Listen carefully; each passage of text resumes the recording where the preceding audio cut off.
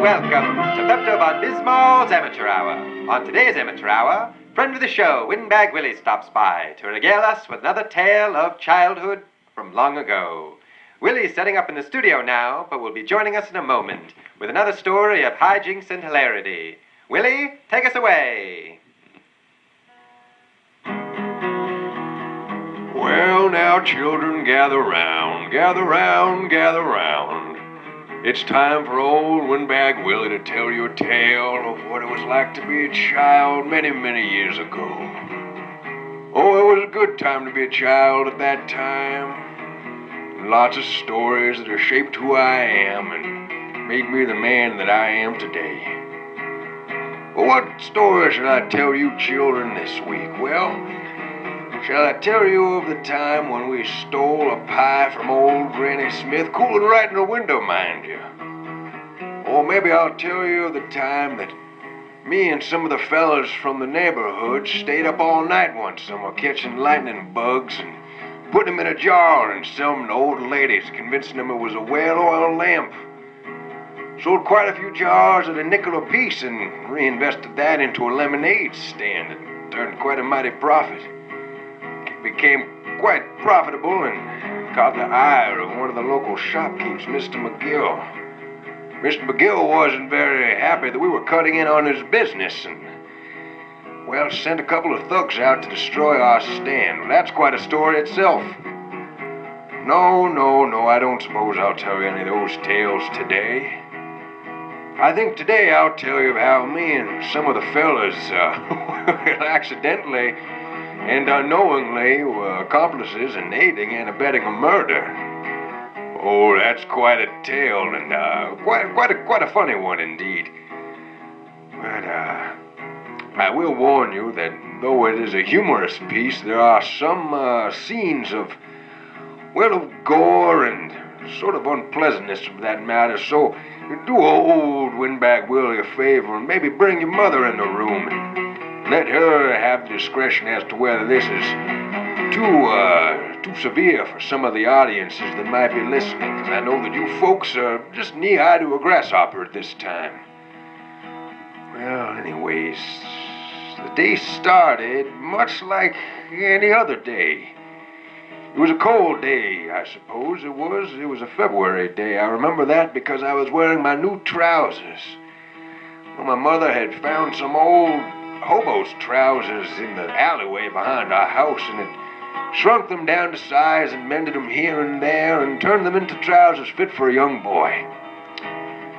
Oh, well, when there's a cold gust of wind that, blows down from Canada in January and February months, I recollect that day and I can almost smell the smell of alleyway that my pants smelled of. Yes, it was a cold day. I must have been, 8-year-old back then. And as an 8-year-old, cold seemed colder and hot seemed hotter. I suppose that's what it's just like when you're a kid.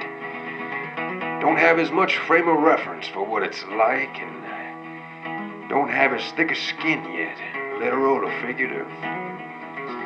Though being a child was quite a good time and, well, we had days like this, days that stay with you forever. Yes, so we set out for school, me and some of the fellows from the neighborhood. Let me try and recollect. I believe there was young Jim and his older brother Buck. There was Susie, one of the younger Jenkins girls. She's dead now. And, there was Tim and Bill. And I think there was Lefty and Loopy. Well, no, Loopy hadn't moved in yet. No, he didn't move in till we were about 12. I know that because that was the summer we started running around with some of the girls. Yes, so it was that gang. We were on the way to school.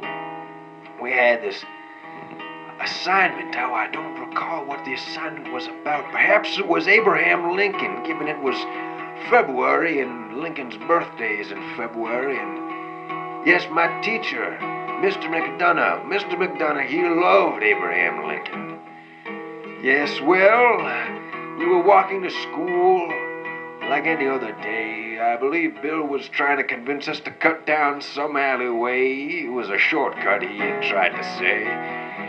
Well, we weren't following him that day. Oh, no, that's correct. We did. We cut through. We cut through old McSorley's Bar and Grill, Tavern and Pub. Well, that was an old speakeasy. Oh, I believe the microphone on. We should check. Hello?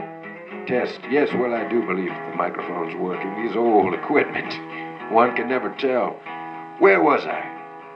Yes, it was a February day, and this was the day that we were to unknowingly aid and abet a murder. Oh. Well, I think that's all the time we have for today. Anyways, we ended up aiding and abetting a murder. It was quite a story. Maybe I'll try and tell it again next week. Oh, all right. Well, you all take care, study hard, and if you see old Windbag Willie on the street, maybe lend him a nickel.